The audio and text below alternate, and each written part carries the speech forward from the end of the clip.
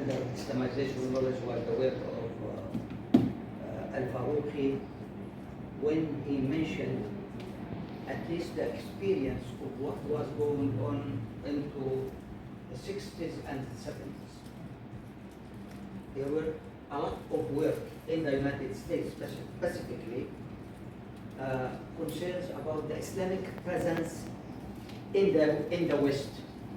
And those young students at that time who decided to stay there and to think about their Muslim Ummah in their countries, because they were free to think, while in their countries they might not be even to have any incentive to think, or ability to think, or freedom to think, but they were thinking there.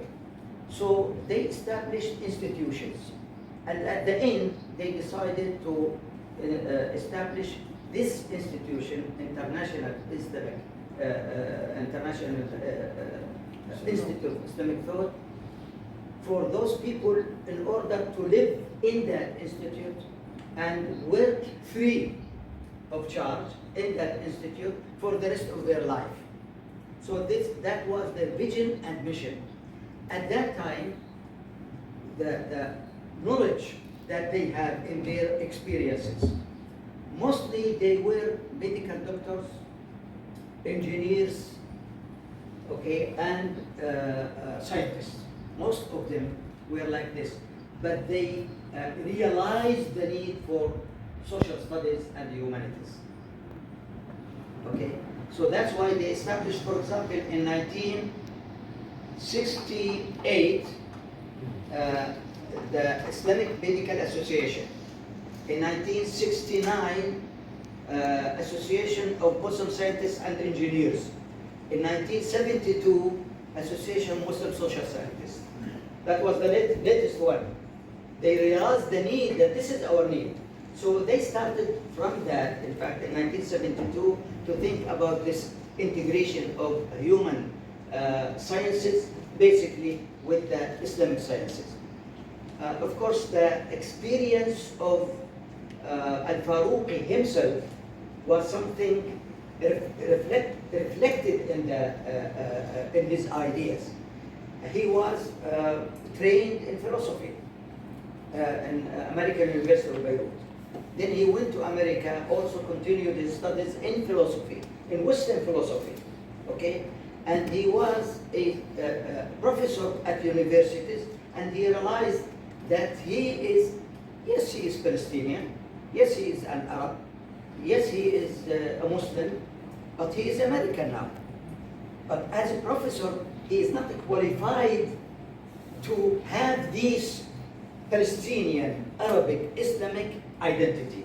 So he went back to Cairo and spent 4 years learning Islamic things, Islamic fiqh, Islamic hadith, Islamic aqidah, went back to America more qualified, and he proved that he was one of the best qualified professors at the American academia. So he forced himself, in fact, and everything accepted him as an authority in Islam and social sciences.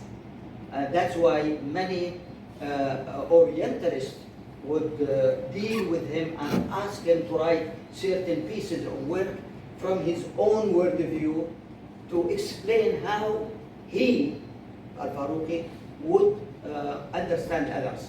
So at that time, the things that the 12 procedures of integration was something, is not something that you have to this, then this, and you have all this together at the same time.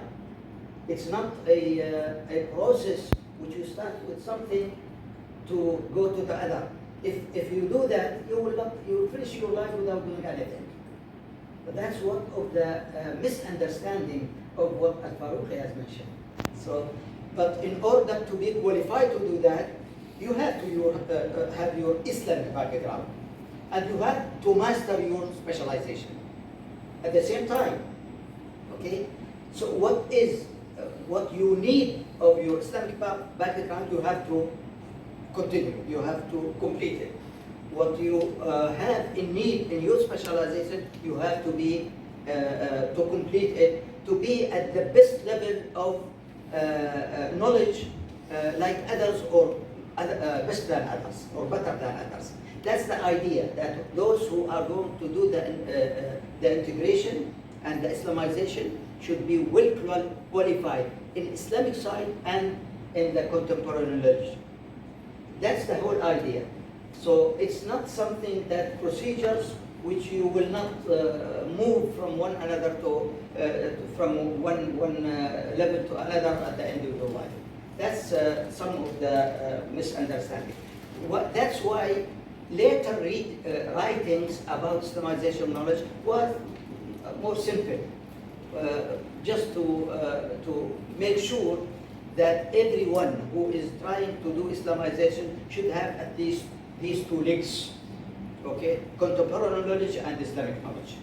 And contemporary Islamic knowledge does not mean that you have PhD in Islamic Aqidah and Fiqh and Hadith and Quran and everything. But what is needed from Quran, what is needed from Hadith, what is needed of Aqidah for that specific specialization of yours.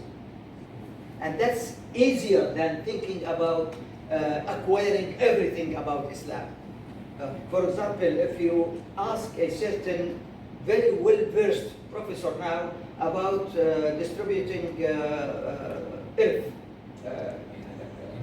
inheritance, he will not do it. He will go, okay, go to Ra'id, because he's specialized in this. He will make the calculation in 2 minutes. He can do specialization, like medical, medicine, in the medical profession. There are specialization, etc. So that's but you are qualified in your sociology, psychology. You have to be at the level of any other professor at the university. So this is kind of, you acquire the knowledge needed for you, and you acquire the Islamic knowledge needed for you. Thank you.